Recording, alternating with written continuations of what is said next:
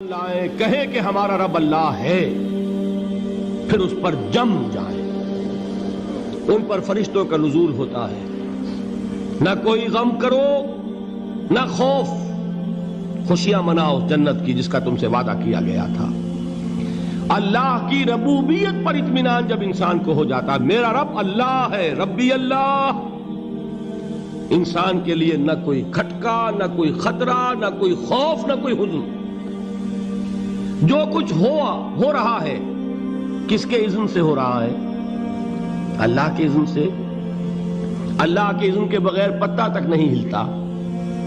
یہ کوئی اندھا بہرا مادہ نہیں ہے جس سے مجھے کوئی خوف ہو۔ اندھا بھینسا چلا آ رہا ہو اس سے تو ڈرنے کا ہر انسان کو ڈرنا چاہیے، نہ معلوم کس کو ٹکر مار دے۔ لیکن نہیں، اس کائنات کو چلانے والا ایک سمیع و بصیر خدا ہے۔ وہ جو میرا دوست ہے، میرا ولی ہے۔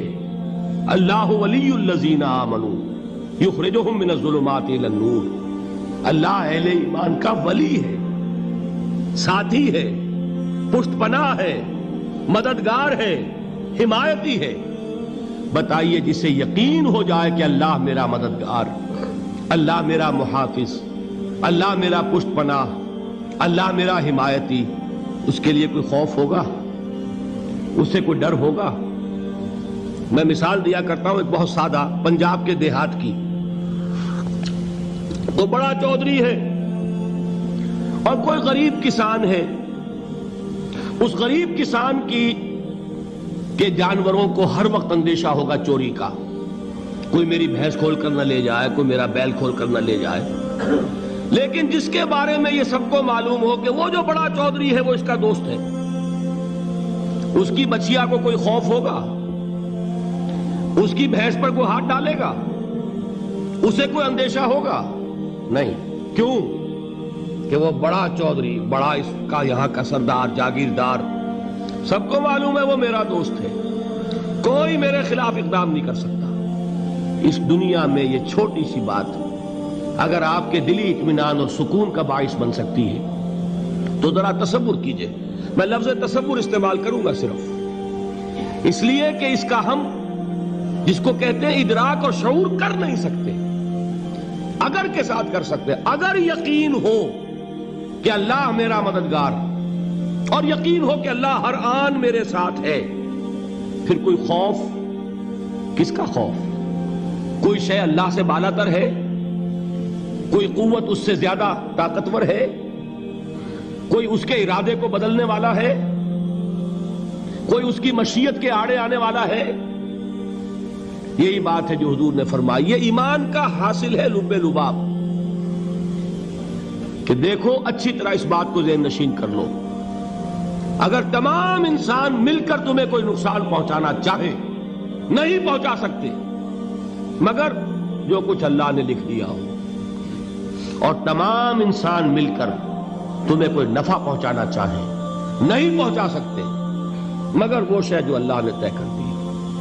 آپ پھر میں کہوں گا ذرا طاری کیجئے، اسے فرض کیجئے، اسے سوچئے۔ اگر اس حدیث پر ہمارا دل ٹھکا ہوا ہو تو کسی سے ڈر ہوگا؟ یہ مجھے نقصان نہ پہنچا دے، یہ میری رپورٹ خراب نہ کر دے، یہ میری انکریمنٹ نہ رکوا دے، یہ میرا یہ نہ بگاڑ دے، یہ میرے یہ نقصان نہ پہنچا دے۔ اس کا ڈر، اس کا ڈر، اس کا خوف، اس کی خوشامد، اس کے لیے جا کر طرح طرح سے اپنی عزت نفس کو ذلیل کروانا اس کے سامنے، یہ سب کچھ کیوں کرتا ہے انسان؟ جب سمجھتا ہے کہ اس کے ہاتھ میں میرا کوئی نفع ہے، اس کے ہاتھ میں میرے لیے کوئی ضرر ہے، یہ مجھے کوئی غضب پہنچا سکتا ہے، یہ مجھے کوئی نقصان پہنچا سکتا ہے، یہ میرا کوئی کام بنا سکتا ہے، یہ میری کوئی ضرورت پوری کر سکتا ہے، اسی کا نام شرک ہے۔ جہاں آپ نے یہ سمجھا کہ غیر اللہ کے اندر کوئی طاقت موجود ہے وہی شرک ہے۔ بتوں سے تجھ کو امیدیں، خدا سے نومیدی، مجھے بتا تو صحیح اور کافری کیا ہے؟ شرک تو یہ ہے۔ جس پر بھی تمہیں یہ خیال ہے، کلمہ ہے یہ کلمہ سوم، لا حول ولا قوت الا باللہ، ذرا اس پر دل کو کبھی اگر آپ تصور کریں، پھر فرض کریں، دل ٹھک جائے اس پر، کوئی طاقت نہیں۔ یہی بات تھی جو شیخ عبد القادر جیلانی رحمۃ اللہ علیہ نے اپنی وصیت میں اپنے بچے سے کہی. 11ویں دینے والے ہیں، لیکن حضرت شیخ عبد القادر جیلانی کی وصیت اور تعلیمات کو کتنے لوگ ہیں تم جانتے ہو؟ یہ جن مقامات تک پہنچے ہیں وہ کس چیز کی بدولت پہنچے ہیں؟ انہوں نے جو پیغام دیا وہ کیا تھا؟ اے میرے بچے، جس طریقے سے قرآن مجید میں حضرت لقمان کی نصیحتیں جو ہے نقل کر دی گئی ہیں، میں یہ عرض کروں گا بالفرض اگر قرآن حضرت عبد القادر جیلانی کے بعد نازل ہوا ہوتا تو شیخ عبد القادر کی یہ نصیحتیں بھی قرآن میں درج ہوتی. اتنی اونچی نصیحتیں ہیں. اے میرے بچے، اس حقیقت کو ذہن نشین کر لے، لا فاعل فی الحقیقت ولا مؤثر الا اللہ. اس کائنات میں نہ کوئی فاعل حقیقی ہے نہ مؤثر حقیقی ہے سوائے اللہ. کسی شے میں کوئی تاثیر نہیں اگر اللہ نہ چاہے. آگ جلا نہیں سکتی اگر اللہ نہ چاہے. پانی ڈبو نہیں سکتا اگر اللہ نہ چاہے. زہر ہلاک نہیں کر سکتا اگر اللہ نہ چاہے. کوئی چیز فائدہ نہیں پہنچا سکتی اگر اللہ نہ چاہے. تو در در پہ کیوں سر جھکاتے ہو؟ در در پر کیوں جبیں سائی کرتے ہو؟ سب کے سامنے کیوں ہاتھ پھیلاتے ہو؟ ایک اللہ سے مانگو. ایک اللہ کے سامنے زمین پر اپنی جبین رکھو. لا فاعل فی الحقیقت ولا مؤثر الا اللہ. نظر آتا ہے ہمیں کہ پانی پیاس بجھا دیتا ہے. پیاس بجھانے کی صلاحیت پانی میں نہیں ہے، اللہ کے اذن سے. کھانا بھوک مٹا دیتا ہے. بھوک مٹانے کی صلاحیت کھانے میں نہیں ہے، اذن رب میں. دیکھیے یہی یقین تھا. حضرت موسیٰ علیہ السلام کا واقعہ یاد کیجئے. سامنے سمندر آ گیا ہے. قوم دیکھتی ہے پیچھے کہ گرد و غبار کا طوفان ہے. معلوم ہوا کہ فرعون اپنے لشکر سمیت آ گیا ہے. لشکر جب چلتا تھا تیز رفتاری کے ساتھ تو گرد و غبار کا جو طوفان اٹھتا تھا اس کا تصور کیجئے. اور لمحہ بلمحہ وہ قریب آ رہا ہے. پوری قوم نے کیا کہا؟ اے موسیٰ انا لمدرکون. اے موسیٰ ہم کو پکڑے گئے. قرآن مجید میں تو یہاں وہ باتیں نہیں لکھی ہے، لیکن تورات میں یہ درج ہے کہ بنی اسرائیل جھگڑنے لگے، دست و گریبان ہو گئے موسیٰ کے ساتھ. موسیٰ ہمیں یہاں مروایا لا کر، اس سے تو ہم ہی بہتر تھے. وہاں کھانے کو ملتا تھا، زندگی تو تھی. بیگار ہم کر رہے تھے، موت تو نہیں تھی. اب جو کچھ ہوگا اس کا تصور کرو، جس طریقے سے ہمارے ٹکڑے اڑائے جائیں گے.